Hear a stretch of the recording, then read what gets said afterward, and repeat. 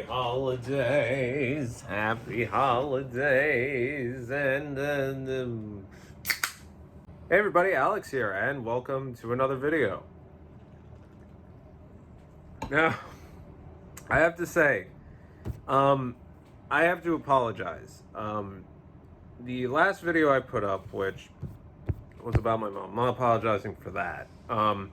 More so, it's really a video that kind of like prefacing the whole thing with, hey, what do you want me to do with the old Base to the Past videos? I can see where some people have pointed out to me it was a little awkward just to ask that, so they opted not to or leave a comment at all, so I do apologize for that. In case you decide to skip it, pretty much they're all uploaded. Somebody already commented saying he'd like to see them up, or they would rather see it up, one every week, sort of thing, something to get through the wackiness. I'm cool with that. But if anybody else has any comments on that, otherwise I'll probably just throw one up this coming Sunday, if not the Monday. At least that's the plan. And that I just really wanted to touch on that. In terms of what's going on over here, pretty much the same. We're going to do this a little bit out of sequence, only because I feel like the last video was a little heavy, so I want to get some levity with it. And what better way to do that than an all-American pickup video? So it's going to be a mix, but in the meantime, nothing much is going on over here. It's just pretty much business as usual. We're still in 2020. That's about it. And I'm wearing a Christmas shirt, a la National Lampoon's Christmas Vacation, if you're familiar with it. It's a perennial classic. If you haven't seen it, there's something wrong with you. But anyway, music-wise, I did get a Scarlett Focusrite. I had to literally walk about 3.5 miles to the Guitar Center, and I met up with a friend of mine. And I have to say, as much as I kind of like the way they're doing it with all this stuff, like in terms of social distancing and cleanliness and everything, if you have gone to a Guitar Center, you were playing recently, as in post COVID-19 or within COVID-19 and all that stuff. If you have visited a Guitar Center, you're already aware of this. If you're planning to buy a guitar, do yourself a favor, fucking order it online. Part of the guideline, which I do like, is that the staff now help you with the instruments. They remove them and they clean them before you touch anything, which is great.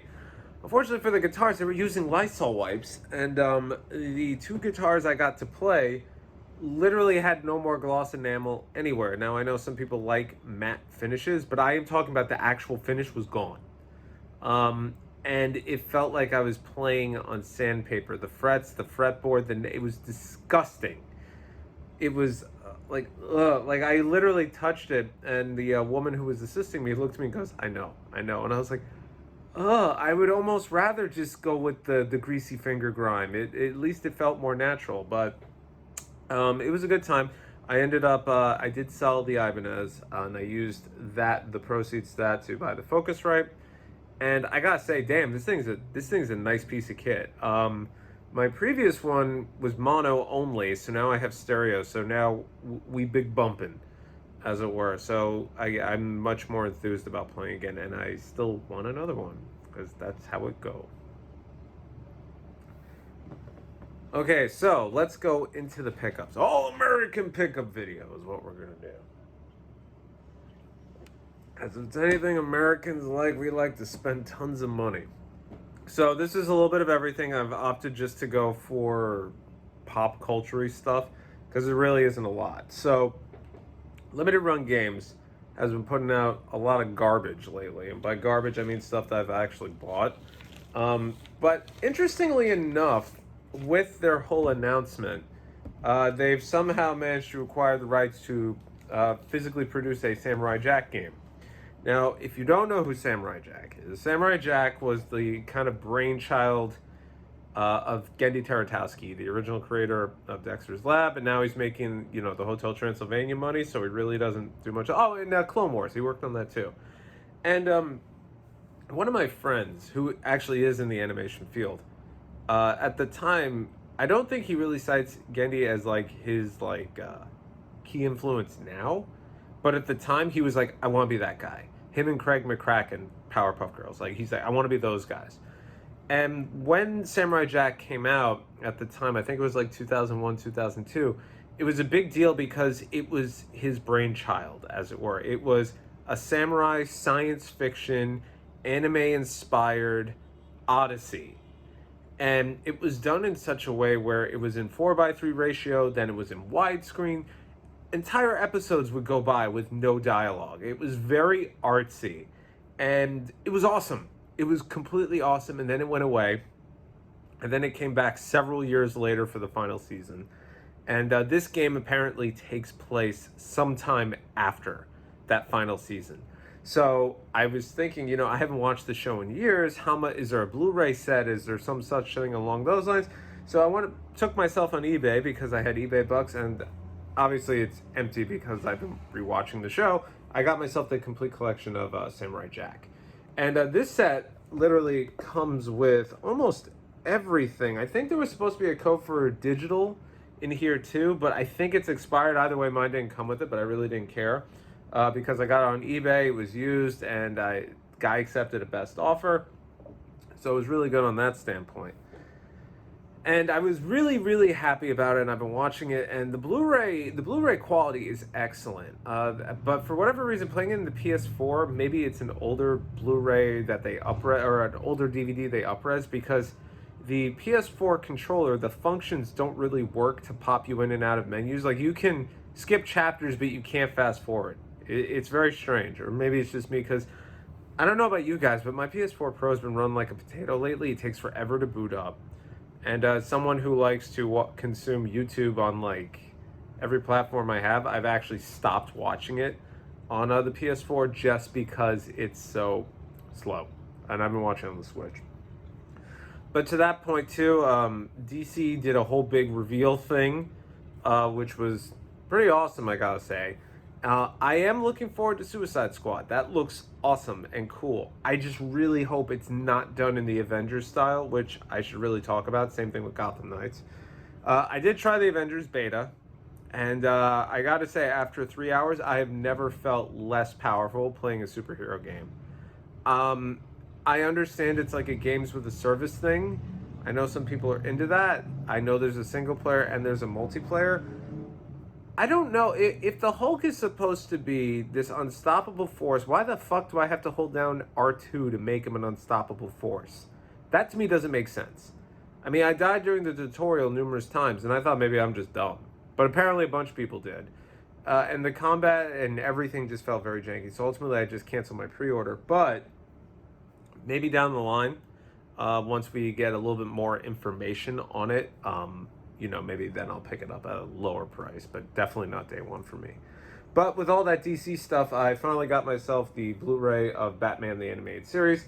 This has the entire series run, as well as the 2 movies, Sub-Zero and Mask of the Phantasm, which is one of my favorite Batman movies of all time. That is a movie I had on VHS. I think it's still at my parents' house. And I must have watched it like 50 times. And it came with like a mini graphic novel comic of the movie, and it was literally like scene for scene. It was pretty awesome. But as game announcements go, let me go back to Limited Run, because I started with Limited Run. And in the process of that, Limited Run finally sent a bunch of stuff, so here is my latest Neo Geo shock box of Samurai Showdown 5 Special, which unfortunately is kind of redundant, considering I did order the Pix and Love edition of it, so it is kind of disappointing. But if you were is the collection, but if you were interested in seeing what's in this fucking thing, because this is how I roll, I do open these damn things. Do I necessarily open the disc if I have it digitally? No, but let's take a look and see what's inside. There goes the property value. I just think this is like something super fun to collect, and for the most part, I haven't been really disappointed. The King of Fighters 97 one, as stuff falls, was the one I was the most excited for, but unfortunately, one side of the double-sided poster, here, just in case there was any doubt, I guess we're taking stuff from overseas again. the double-sided poster, of whatever reason, one of the images they used they couldn't up-res, so it's very pixelated. So these typically come with some art cards, and for those of you who don't know, I really do like the art team at SNK. I think they do a phenomenal job.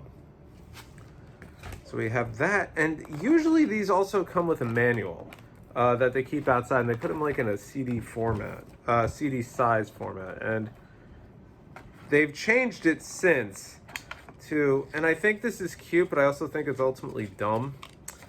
You get a replica mini of an AES card, which is kind of cool. Kind of cool, kind of dumb, because I kind of liked having the manual, because, you know, I get, maybe it was just redundant on having a manual and another manual that's within the actual disc, within the game itself, that is. And this is number, I think, 232, 328. Alex can't read. Now the poster. Okay, it feels like they've gone with a better poster stock, because originally they were using regular posters, so you would get the white lines down the middle. This seems to be a better product that NIS tends to use for their posters. So let's see, how we doing? All right, so we have one side here, and then we have one side here. Will these necessarily ever go up? Highly doubtable, but you know, the artwork's pretty damn good, if you ask me. And this is just like, as I said, it's something fun to collect. That's really where I am at this point, because the retro stuff is just, you know, it just reaches, as I destroy the poster, it just reaches a point where it's just, there's really nothing else, as it were. Okay, I did a quick edit only because I was fumbling around with the damn thing and I didn't want to soak up more time. But yeah, that's Samurai Shodown 5 Special. And then the other game I grabbed, which they've been teasing for like 8 years, is Papers, Please. And this is freaking heavy. I would assume there is a very thick manual inside. Now, they've been teasing this forever. Finally comes out, sells out in like 2 minutes, and then it goes up on eBay for like $900 or something ridiculous like that. And this is, from what I gather, the last Vita game, like for real this time, at least in the North American market. And I was eyeing this for a long time, because I actually almost bought it on Steam a while back, because the whole premise I think is actually really cool, where you're basically border patrol. Which is a little strange these days, given current political standings over here. But it seemed really cool at the time. And now it's out on the Vita, and I have it, and I do intend to play it. But I think I'd rather play it on the Switch at this point.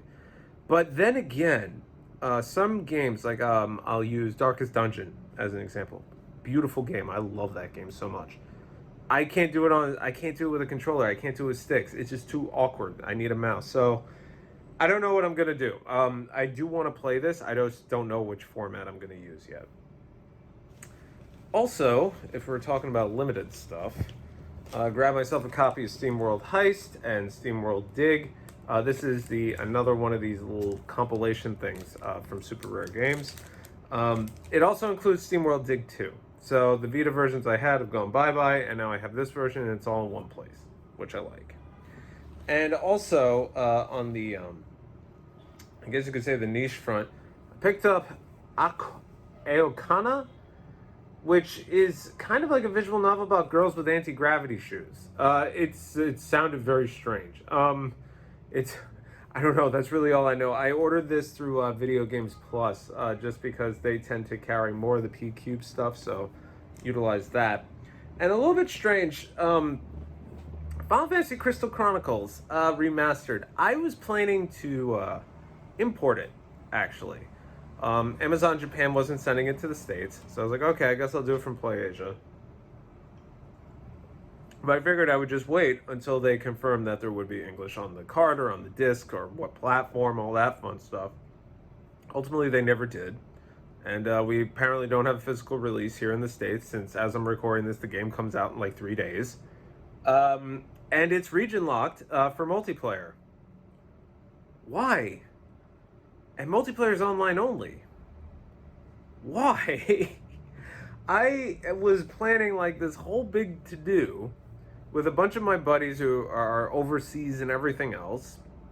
And now we can't. And I guess maybe it's the spreading of the platforms and the light version and all this funky shit. But I'm like, it's cross-play, which is great, but then literally you just shoot yourself right in the foot by taking out the couch co-op and it's region coded for multiplayer. It is essentially a multiplayer game. I have tried to play it single player. I am not doing that mindless bullshit by myself again, you know? Now, I have tons of people that I can play with, because since the platform doesn't necessarily matter. But the region coding for multiplayer to me also sounds very counterproductive. But to that effect, I did purchase, since I obviously canceled my pre-order on it, since I never actually ordered it through PlayAsia, I picked up the novelization of Final Fantasy 1, 2, and 3. This apparently came out in Japan several years ago, and it only now just got localized here. I picked up from Amazon. It was $14, but you know, they do like their discounting thing. So I'm just gonna, I guess, hold it like this in case you're curious. From what I understand, it's actually pretty faithful, since it is a novelization. It has like a little bit, like gives you an idea of the map and whatnot. They pretty much tried to write it as an actual novel. But if it's anything like the Vampire Hunter D novels I've read, it's gonna be a little literal, since it is being translated from Japanese. Hey, Furion called out to him, but Leon gave him no answer. Instead, he changed course and ran toward the monsters. Furion watched him go for a moment, and then, with grim determination, said, Guy, take care of... I forgot how to read. Take care of Maria. I don't know why he sounds like Keanu Reeves. With that, he joined Leon in charging toward the Black Knights. This is obviously Final Fantasy II. And the final two games here I have are in this package. I know Sprites and Bites, Vita Journal, Gareth, whatever the hell you want to go by. I know he's excited about this. So, a little bit of a backstory on this one. So, he and I have been working on this trade for quite some time, and now we're reaching the conclusion. And by conclusion, I mean it's almost time to bring said boxes to the post office, and we're both dreading the overseas postage cost. So, I decided that I wanted to entertain a slight gamble here. So GameStop was having a deal where if you bought a new game valued at $29.99, you would be able to get a used game for 30% off. Since their program is shit, their online coupons don't work, and I'm not talking about CAG 16, I'm talking about the reward certificates. I actually just had to get one refunded because the guy's like, apparently they haven't worked for months. Company's all fucked up. Pardon my French. That's fine. So, with that, there were two games they were carrying that were GameStop exclusives. Well, one was a GameStop exclusive. The other one I've never seen discounted. Basically, Skullgirls Encore on the Switch, which is kind of ironic I'm talking about it because as of this recording, Lab Zero has gone through a big to-do, and it's still going. So I purchased that. That was $29.99, and Black Future 88. Which is a roguelike run and gun shooter thing on the Switch. I probably get really pissed off at. So, when it comes to not retro games, when it comes to used games at GameStop, it's like playing Minesweeper. You never know what you're going to get. And the retro aisle of the online store is garbage. Pretty much everything is out of stock. The website, you can never tell what is in stock. Whoever designed that thing should be taken out back, and he should probably get the shit kicked out of him, or whomever. Because whoever said that was okay is also equally as dumb. But anyway, so with that, I got two games at 30% off. Obviously, I took off the label. And they're both modern games on the Switch. I'll just tell you what they are. They're Paper Mario Origami King, because based on everything I've seen and heard and all that fun stuff, I was not going to pay even $49.99 for it. So I got for $35. And also Deadly Premonition 2. So, here's the fun part of this. If both of these games happen to have their artwork in cases, if they have it, I am going to eat $5 of the shipping cost for his package. If they're not complete, I'm not going to know what to do with this, but I get $5 off of my package, whatever my shipping cost is. And we're basing it on USD because I'm too lazy to do math. So without further ado, let's see what we got. Oh man, this is gonna hurt. I really have a feeling this is gonna hurt. I'm not looking. Okay, one of them feels official. The other one does not feel official. All right, so the first one up is Paper Mario: The Origami King. We have gotten this one with the case and the artwork. Wonderful. This one I think is... This one I don't like the feel of. Oh, look at this bullshit. Oh, isn't that fucking ugly? So how the hell would... So, I guess by law of averages, it's $2.50. I guess we both eat $2.50. Fuck. Anyway, so overall price, $31 for Deadly Premonition 2, and then Origami King was $38. So that's not too bad. I have to figure out what to do with this at this point, because I don't like not having artwork. Man, I'm still pissed off. So what have I been playing recently? Honestly, 2 games, Suikoden 3. I'm right at the end. I just stopped the final dungeon area to come record this. It's about 51 hours so far. And if you were to ask me, I've played 1 and 2, which of the 3 that I've played is my favorite, it's still definitely 2. I like the way 3 does the multi-protagonist thing. What I really don't like is, it's not that I don't like it. Everybody shares the spotlight, and you kind of direct who gets the most of the spotlight. But ultimately, because they don't share their 108 star contribution until the end, I feel like I'm not invested really in any particular group. Although it did make me play more characters, which is actually really good. And fuck. But overall, the game is really good. It's just really long, very long compared to the other 2, about double time, I would say.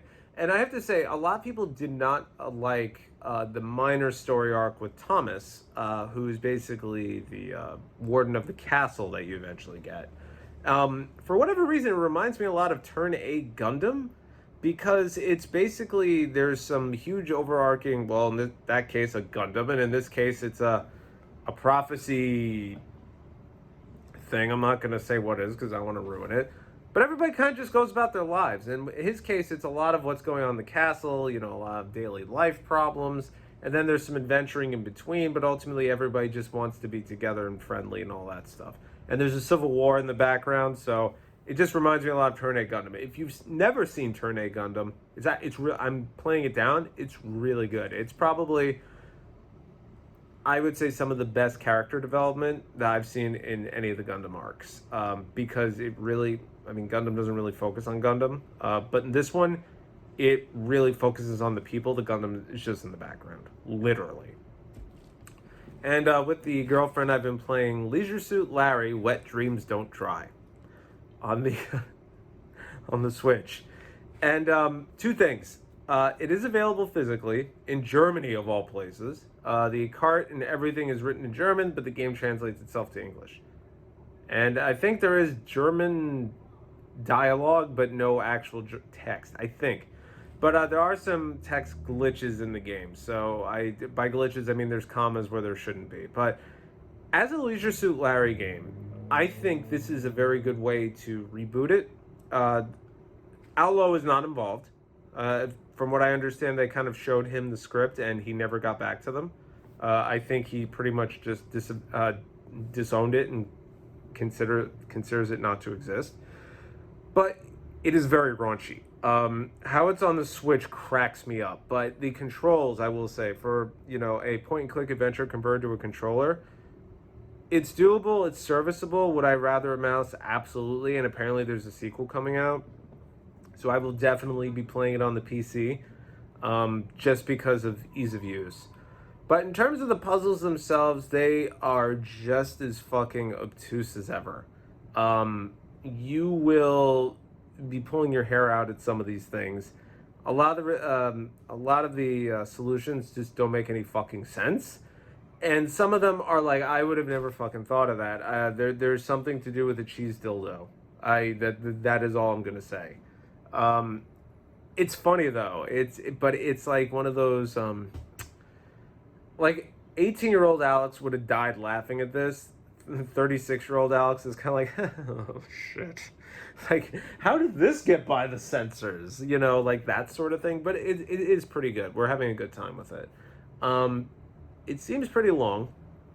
It's relatively recent. I think it's only about 2 years old. But if you're on the fence about it, if you're a Leisure Suit Larry fan, it does break the fourth wall a lot, I will say. It does acknowledge that Outlaw is not involved. They actually do make a joke about it. The game is very self-aware. And I would say it plays into current day times as much as it can. And by that I mean spoofs on businesses, spoofs on people, stereotypes. There's literally like a hipster bar that Larry goes into, and you know, you get to deal with all the hipster jokes. There's a man bun, and he even says, "What the hell is that rat on your head?" You know, stuff like that. It's actually it's a pretty fun game, but we haven't finished it yet, just because I've been trying to finish up Suikoden.